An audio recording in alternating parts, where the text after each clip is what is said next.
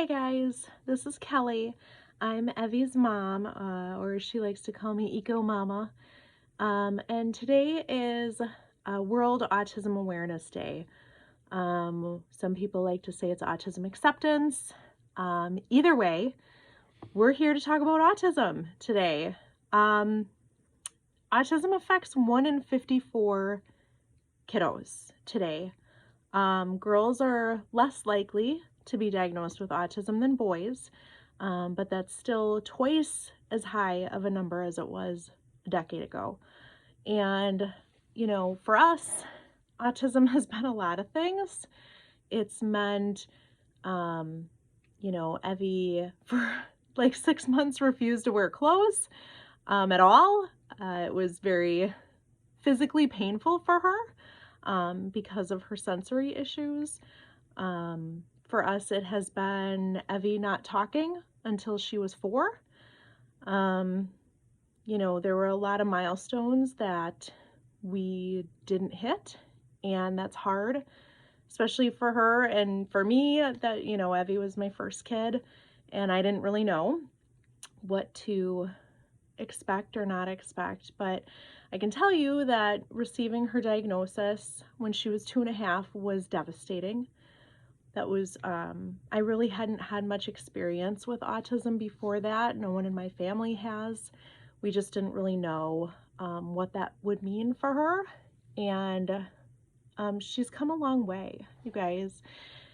And, starting this business with her, I really wanted her to gain some communication skills. She has a really hard time still with talking about having a conversation with people, having that back and forth.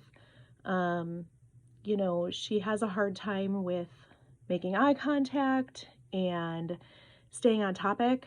So those are all skills that I wanted her to work on through this business. But what was really cool is last weekend we had a show that we went to in person, and I got to meet a family, a grandma who had seen us on the news like a year ago, which was really cool that she remembered us, but her grandson was just diagnosed with autism. And to be able to sit there with her and say, I can't promise anything for you, for him. And we know that, we get told at a diagnosis, like, don't compare them, like, you don't know if they're going to live on their own or ever speak. A lot of things that people take for granted with their kids. And to be able to kind of just sit there, and have some solidarity with her and say, you know what?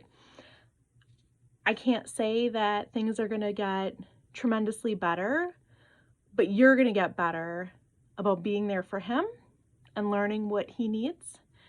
And, Evie was our biggest teacher. She taught us how to be parents. And I'm super thankful for that experience because it gave us an outlook to be able to say, we celebrate everything now at this point. Any milestone is huge. And I think celebrating everything puts you into a mindset where you take nothing for granted. And it's a wonderful place to be. It's really okay. So I really felt like we were in the right place at the right time to be able to meet this grandma and say, I wished that when Evie was first diagnosed, there was somebody like Evie for me to look at and say, wow, look at that kid. That kid went through it and, has come out the other side and things are okay. And not to provide any false hope, but to be just a glimmer of, look at this example, look at this case, look at this kid, look at what she can do.